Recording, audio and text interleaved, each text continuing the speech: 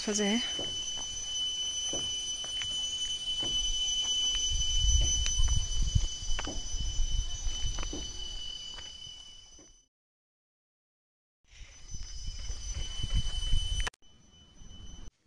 Loira, masigi mathel.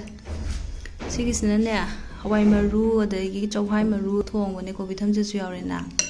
Muka nga khar thai aduga hawai mbi su yaure. Hawai thrak yaure. Duga si sinna nakopi ga khajing di kitang kaba kaba yai tho kar ma mana hapirak pane. Nakopi si di loin pathara me aduga man thok ya ba man thu e aduga tham gre si kango ma cha thu e du mo te pati lai tre ba ko umro ki ma cha kitang katina macha macha ka aga ha si sinna lomba ne adagi mayang maton ne phadigong kitang ne tilong ne si romba chai na romba je chawai ge yendem ga ne aduga si kisna dasa ko sangan ba ukabi yai bedo singa sayam sahan bane khokto khar kan si kitang cha ge aduga ne okay roll do porak ba okay roll ji yorom ni na nga je sabira roi si hingdang si ga diam chaning ba aina nga je so 롬덕이 하면 파먹게 아이디. 지금 cái nó sẽ hảo đấy. Nó thay rồi. sẽ hảo đấy. Ngon không? Mua thì lấy tập được mua ngon ăn các cô đó. Ăn các thì nó cả happy. Hi everyone, welcome back. Aku se Nagaland da lai le. Lak pa se nahan lak pa ne ba ko aduga la akan se da nongan bagi nu tu di yang kan lotion ba khot pa ngam dre si dagi Lady Bamam says, I know Tamamba do never go Sigi mirror, sit the name of Pork. This I portray game, tongues and dree because try white the Makumako Chai, Bamam say, acquaintance of me like the Naka Tamamba Guinea. Sides is the kind of the way, but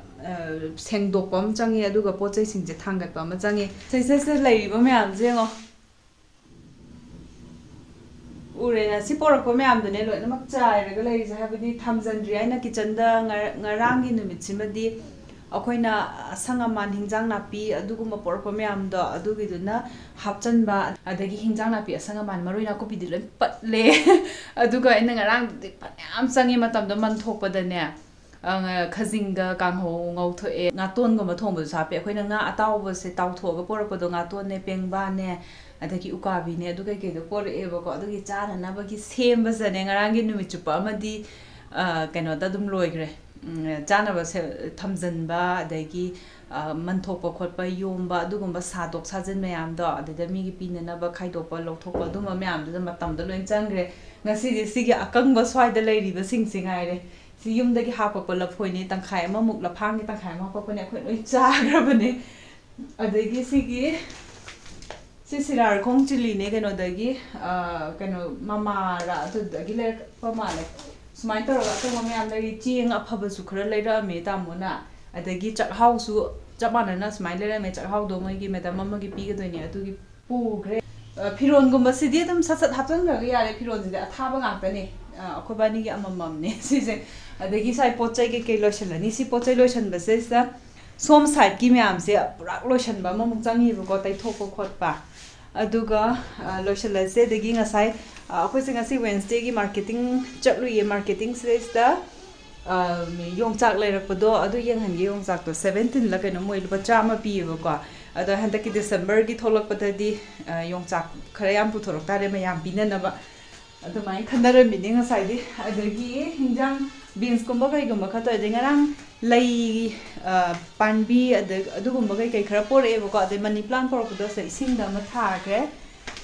aduga sigi lai myam je sing chai bi ba sije kanga ga budi lai ram ba di kaino sing sem aina chalan dai da phajana chai ram bane si se yum dagi porak pani aduga makhong se kha loimak si kam chan la lai mana ga kai si budi kem taw de bo ko mana so na wom thok le aduga si myam so lai si sna Papai ga kaino ga du so na kha yung zan le ba sai sa haurak pra yeng ge na o papai na to ran male aduga sigi si su sakulen chai na yum dagi porak pane adagi maru khara thazan gre ngarang do ma sidi taw dre ba ko ai se lak pasais da na hangai di ai se ko ngau ba motion sickness taw ba gi adum punga ba ma khai lambi gi journey adum ani hek lak ga adum ko ngau da na adagi o da na adum ai taw bi am taw ba ko adu ngarang di nahan di lak pa do taw de kaino kumba ai khoina pung taru makhai Taret makai du de tholakpado pung 3 makai dai wai degi khara khara tawba hore nungaitabadu mayam ama duga seza maru kai ke porakpado thajandre go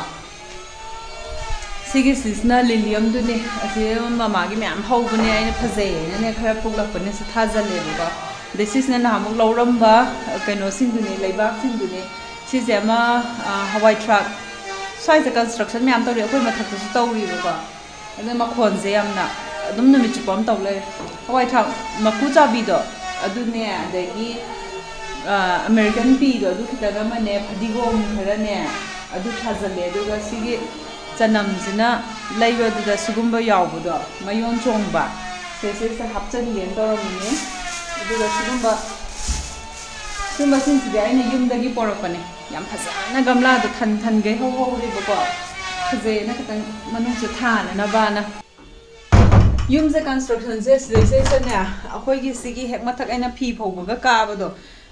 ayung anta dagi na adum numidang mamba do pung mam khai hen ba do adu pok ne adum taw doi se ada sigi lotion bagi thabak se hoji ai hawrani ngarang di kitchen gi sigumba mayam di se lotion le adu hinjang di hawri hoji di yung gi hinjang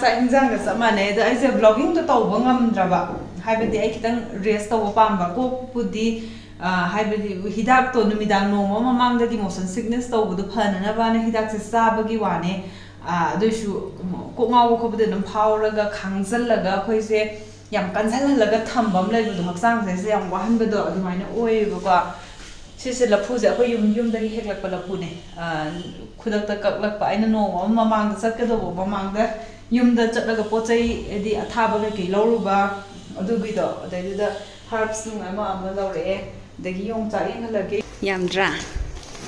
17 sui 100 kini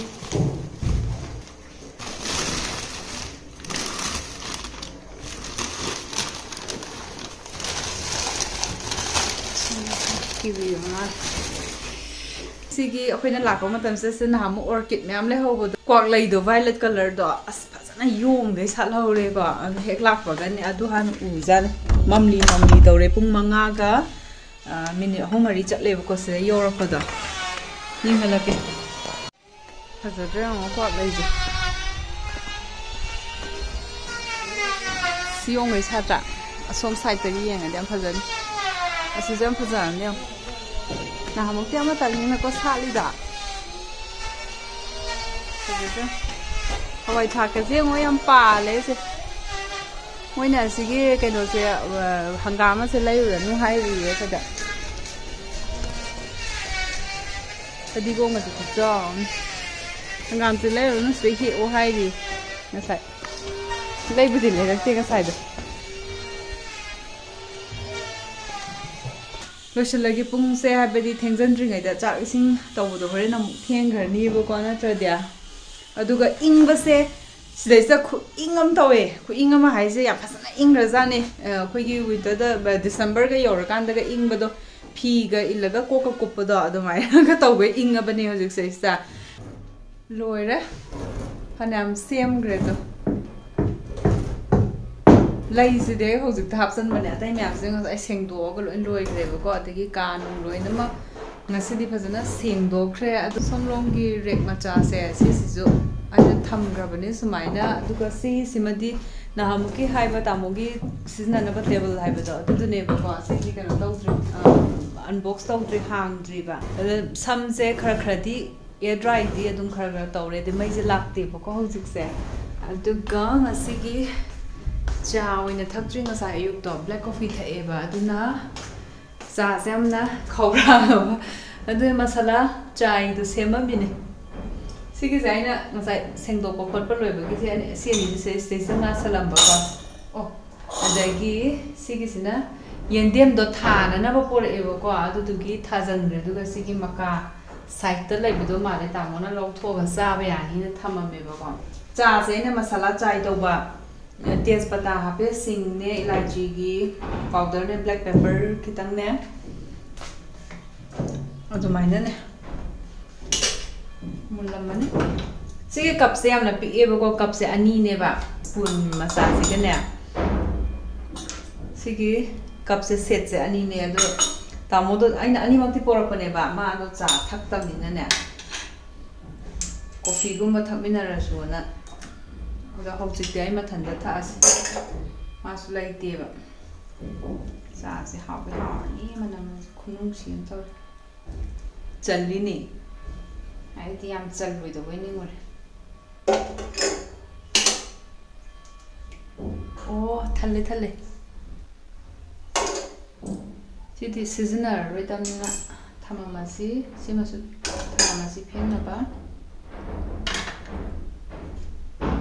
oduga chips kumba kharaga hapa sa chips to ina na hamok laibagi hojik ti laide hana laibagi o simai thalangi mai lak tamina ne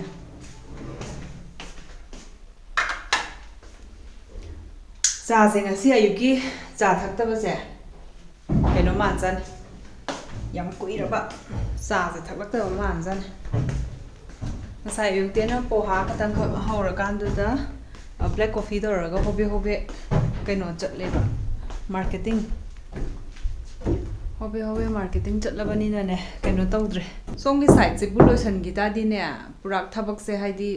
se se phiron kai myam se loi half khre aduna ne siki floor se sit na le dong sai le ho du da gi sai le ho da gi no ho ji yam khenara mani loi san gra bane ba kitchen gi pot bu hapsan gi ta di sigi mapang kaino haida re akoi gi kuiroi da ba pot singa ta ngai re kuiroi da bo su pung di ahum mukti change ba ko ai ba di si phat phat thangat ba na ta ba ni na seng do kho to ga thangat pa ni na ne dumai na to lai si ma thak se ven thangat sigi uncle chip se plain se season ha muk lai rakhi ba ne koi na yum thom dai da packet mari ra ga no ma dryer ka se kano thamma bane se taw na ba dry taw na ba na adu mo mai lak tam nu pai lete sigi video se di sida yourakpagi aina mayam da khanganing bagi sum hapakpa video oi bade ba ko next video sing sida mo thengna ra se khara phazana mo thengna ra se tu da tinga se ti se losh lage bye bye